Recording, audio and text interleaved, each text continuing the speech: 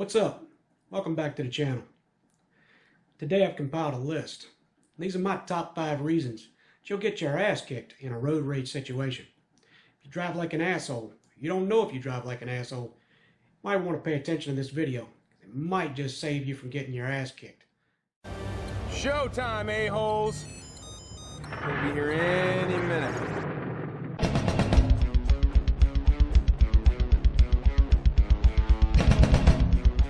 Now for the first thing on my list, and that's driving or following too close.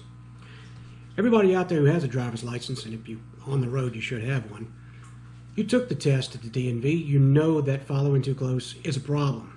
And you will definitely get your ass kicked on something like this. If you're in a 35 mile an hour zone, a 25 mile an hour zone, 45, even 55 or greater, a car to a car and a half is too close. You shouldn't be that close to another vehicle. You don't know if you're on a back road in a mountainous area, a wild animal could run out in front of you, a branch could fall, somebody's got to slam on the brakes, you're eating the back of that vehicle. You hit the back of my vehicle, you're getting your ass kicked. And that's with most people. Now those are the written rules of the road, you know, the following distance. And there are some unwritten rules as well. And that's just courtesy. If you're in a hurry, you don't have your flashes on, nobody knows that you need to get around. Therefore, they don't know that you're in a hurry. You don't need to follow too close. You're in a hurry, flash your lights, sound the horn, you got your flashes on. If people are courteous, they'll pull over and let you around, if you're in that big of a hurry. Most people are in a hurry to get nowhere. And that's usually the problem. And that's a big damn problem, especially on today's roads. So if you're following too close, then you're angering the person in front of you.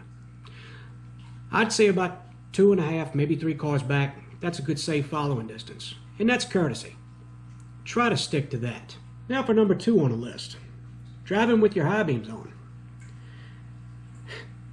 What kind of dum-dum would you be to just ride around with your high beams on? Especially if you're heading down a side road, back road, it's only a 2-lane, and you're blinding somebody coming at you. They could easily veer over the line and hit you head on because they can't see anything because you're blinding the crap out of them. And back to rule number 1, if you're following too close and you've got your high beams on because you think, oh, well, I'll just run my high beams and everybody will get out of my way. No, they won't.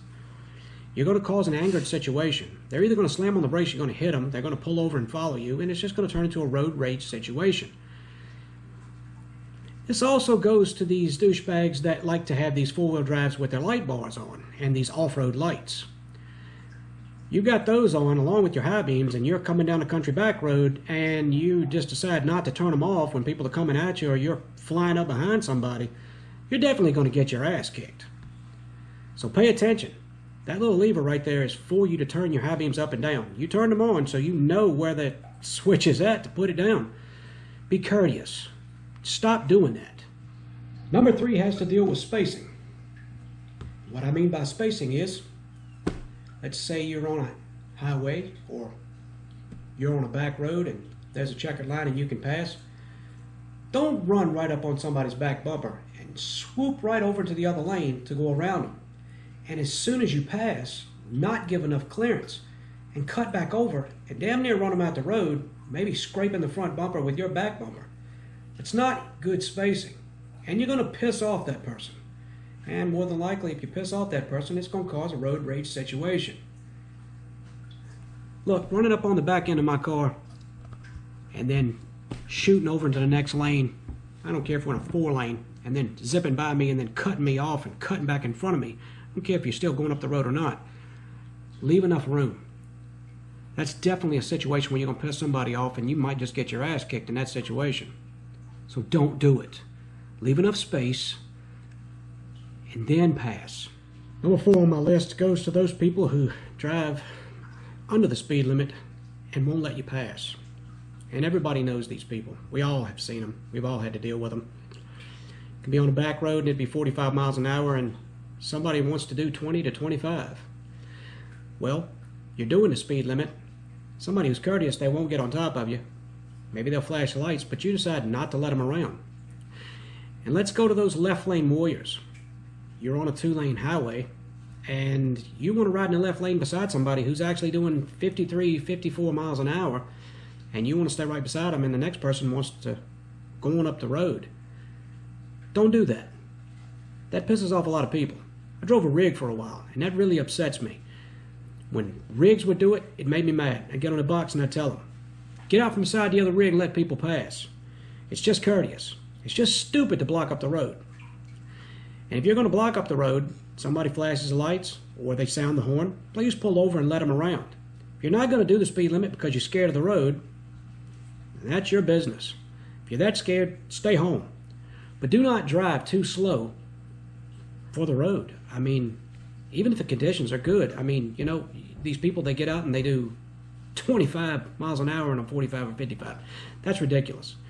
You can also get yourself killed by that because somebody could be doing a speed limit and run up behind you and not have enough time to stop, come into a turn, and not see you and plow right into you. So you're taking a chance with your life and playing with the rules of the road. So drive the speed limit or stay close to the speed limit. If you're doing 50 and a 55, I can understand that, especially if you're letting people around and let them pass. But don't be a dum-dum and block up the road. Nobody likes that because everybody knows that everybody's in a hurry. I don't know why, but they are. Try to drive the speed limit. That's a good thing to remember. Now for the last thing on my list, number 5. And this one really pisses me off. And that's these people that want to drive too fast in poor conditions. Poor weather conditions, that is. Rains sometimes here for a few days and the roads get flooded. Here in West Virginia it happens all the time. I've posted videos about it before. We're always talking about it. Roads get flooded. Side of the road has the ditch or the gully and it works its way out into the road 3 or 4 feet and you might get 6 to 12 inches of water pooling up on the side. People try to run through that, and we're talking about these people that drive too fast for the road anyway. They get these 4-wheel drives and they want to run through the road as fast as they can, shooting water everywhere. I'm on the other side of the road and I'm coming the other way. You're throwing a wave of water over my vehicle. There could be gravel in that. You could bust somebody's windshield. Not to mention, you throw all that water on their windshield at one time, they can't see anything. And if it's already a hydroplane situation because there's pools of water in the road, somebody could lose control and wreck. You could cause somebody to die, somebody's family to die. Don't be an asshole. Don't drive too fast for the conditions of the weather or the road. Snow, ice, sleet, freezing rain, it doesn't make a difference. If it's pouring down raining, slow your ass down. You don't need to do 100. If you're in that big of a hurry, you should have left sooner. At least that's the way I see it. But that'll definitely get your ass kicked. You go messing somebody's vehicle up because you're throwing a wave of water over it. You don't know what's in that water. It could be damaging somebody else's vehicle. Not to mention, it's not doing your vehicle any good anyway. And you're taking a chance on hydroplaning and sliding into somebody else's car and killing them as well. So if you want to drive crazy, drive when there's nobody around. You want to kill yourself on your own time. But don't do that, because that pisses people off. And you'll definitely get your ass kicked on that one. Remember these rules of the road, and you'll be okay. I'm sure there are a lot more of these things that people are pissed off about, and leave them in the comments below and talk about what makes you mad. Let's get this out there, because people need to pay attention to what they're doing on the roads. It makes for a better driving experience, and it makes for a better day. And nobody's angry. They get to the destination on time, safe and sound, and everybody's happy. Other than that, you might get your ass kicked.